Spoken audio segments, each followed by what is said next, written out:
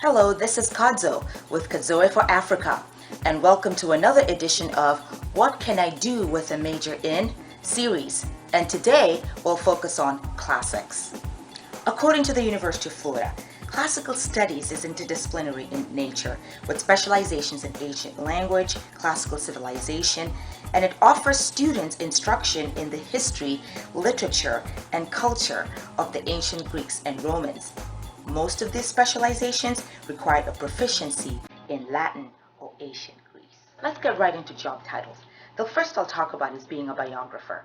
This is unique and a very interesting job title for classic majors, but it makes a lot of sense. The focus on ancient culture, historical frameworks, really help classical majors do really well within this particular position. 2. A genealogist.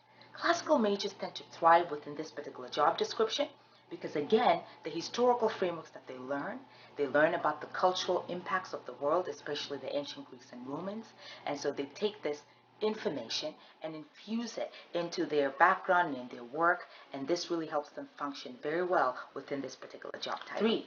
A public policy manager. This interesting job title for classical majors is unique and different. This is because when you're dealing with things that have to do with public policy, you do have to step back and look at the historical framework to look at what other societies have done in terms of public policy. And since classical majors tend to focus within this arena, they're then able to use this wealth of information to be able to dictate public policy moving forward. Let's get into the job settings.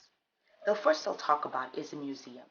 Classic majors tend to do very well in museums, again, because of the ancient background that they have, especially with the Greek and Romans.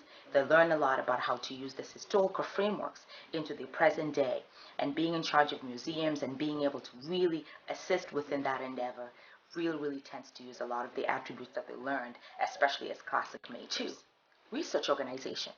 In order for you to do research, you do have to be an awareness of what happens in the past and to be able to really look at that information, transcribe it into the future, and make a collaborative effort to be able to make those connections. Classic majors tend to thrive within this particular arena. Foundations. Classic majors tend to do really well in working with any kind of foundation that's out there because of the ability that they have to be able to collect information and have it make sense, especially for the public. A lot of people really value this skill set, especially foundations that are either starting up or continuing on with their major functions. So whether it's discovering themes and methods, drafting ideas, looking into the past, making cultural inferences, or studying ancient cultures to be able to get an understanding of how we can transpose those ideas into modern day society, classic majors tend to thrive and do really well within that particular arena.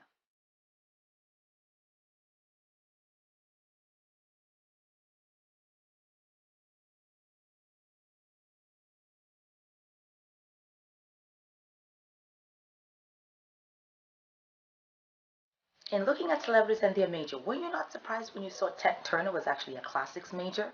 His story is actually very interesting. He started off as classics and he had a passion for it, but his father was deeply disappointed.